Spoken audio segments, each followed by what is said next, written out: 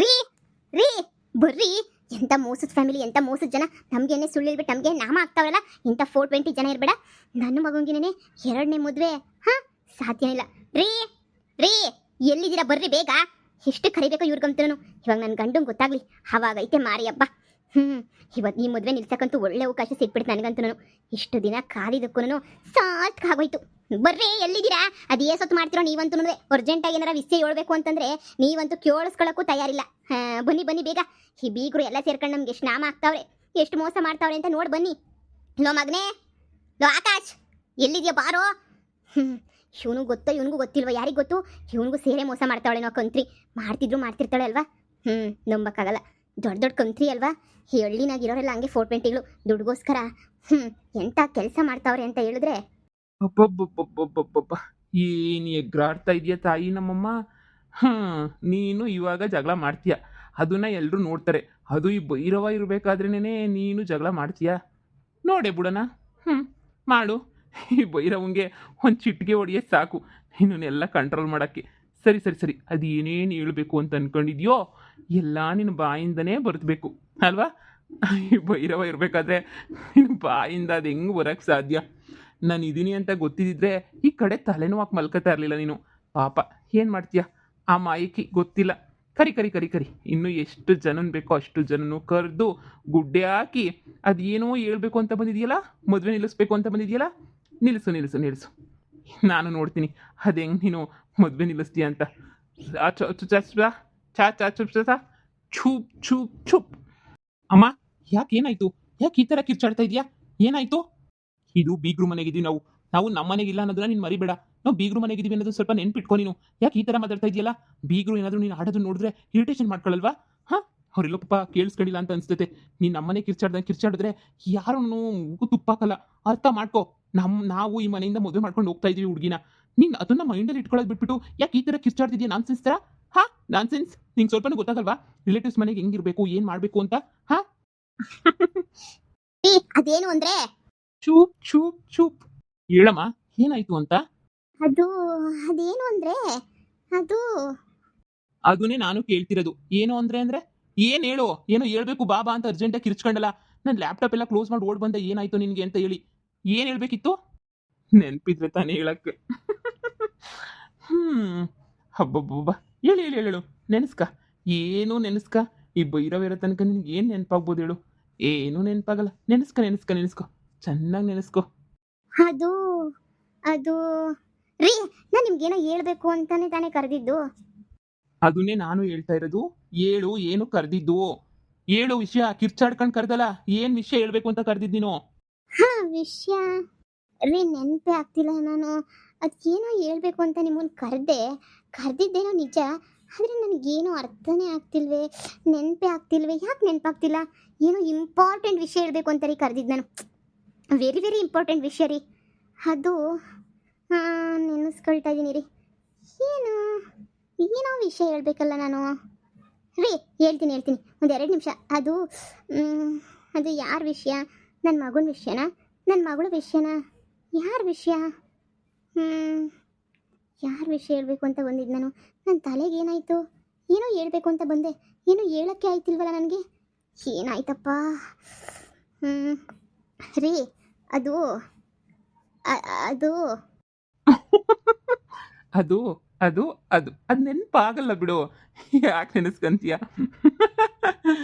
ಹಬ್ಬ ದೇವ್ರೆ, ನನಗೆ ಸಿಕ್ಕಾಪಟ್ಟೆ ನಗು ಬರ್ತೈತೆ. ನೆನೆಸ್ಕೊ.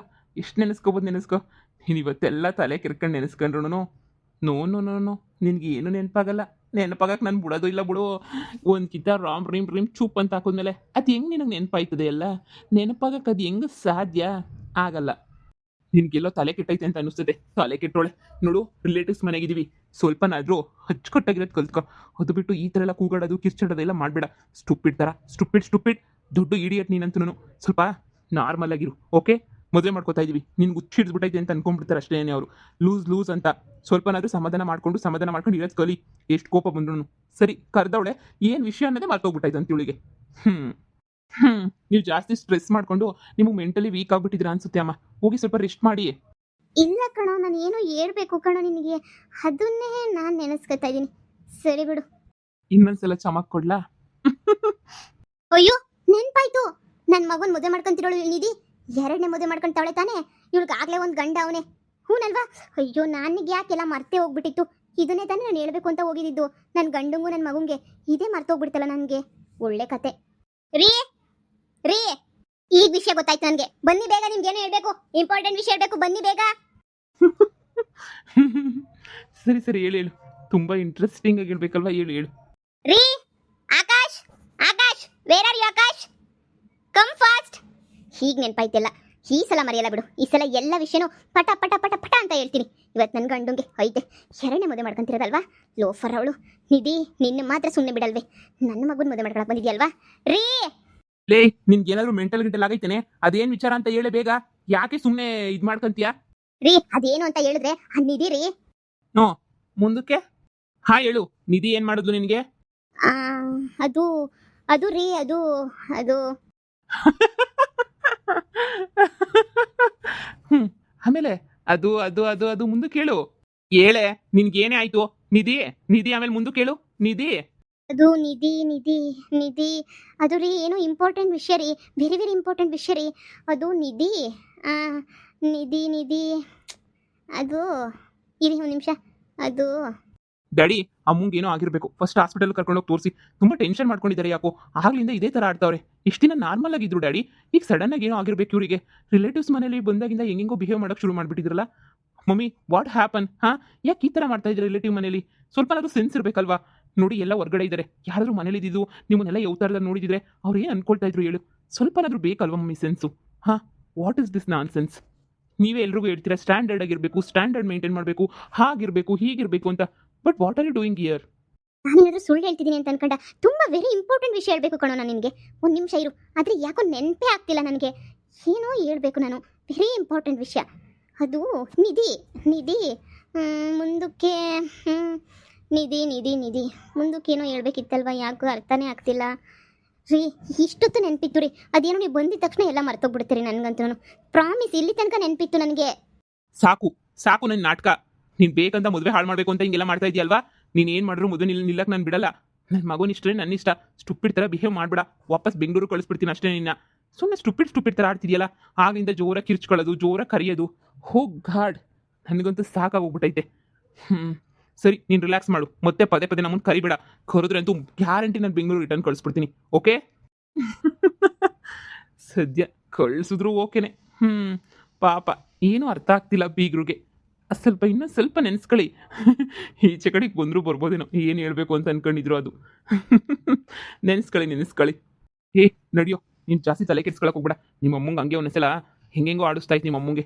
ಇಲ್ಲಿಗೆ ಬಂದು ಹಳ್ಳಿಗೆ ಬಂದುಬಿಟ್ಟು ತಲೆ ಕೆಟ್ಟೋಗಿರ್ಬೇಕು ಅಂತ ಅನಿಸುತ್ತೆ. ಆದಷ್ಟು ಬೇಗ ನಿಮ್ಮ ಅಮ್ಮನ ಬೆಂಗಳೂರು ರಿಟರ್ನ್ ಕಳ್ಸೋಣ. ನೋಡಿ ಸುಮ್ಮನೆ. ಆಗಲೇ ಏನೋ ನೆನಪಿತ್ತಲ್ವಾ, ಈಗ ಯಾಕೆ ನನಗೆ ನೆನಪಾಗ್ತಿಲ್ಲ? ಏನೋ ನೆನಪಾಗ್ತಾ ಇತ್ತು ನನಗೆ. ಏನಾಗಿತ್ತು ನನ್ನ ತಲೆಗೆ? ಏನು ಕರೆದೆ ಅವ್ರನ್ನ? ಏನೋ ವಿಷಯ ಹೇಳಕ್ಕೆ ಕರೆದೆ ಅಂತ ಗೊತ್ತಾಗ್ತೈತೆ. ಏನು ವಿಷಯ ಅಂತ ನನ್ನ ತಲೆಗೆ ಯಾಕೆ ಅರ್ಥ ಆಗ್ತಿಲ್ಲ? ಅಯ್ಯೋ, ನೆನಪು ಸಹ ಆಗ್ತಿಲ್ಲ. ನೀನು ಎಷ್ಟು ಯೋಚನೆ ಮಾಡಿದ್ರು ನೆನಪಂತೂ ಆಗಲ್ಲ. ಆರಾಮಾಗಿ ಕೂಲಾಗಿದ್ಬಿಡು. ಓಕೆ?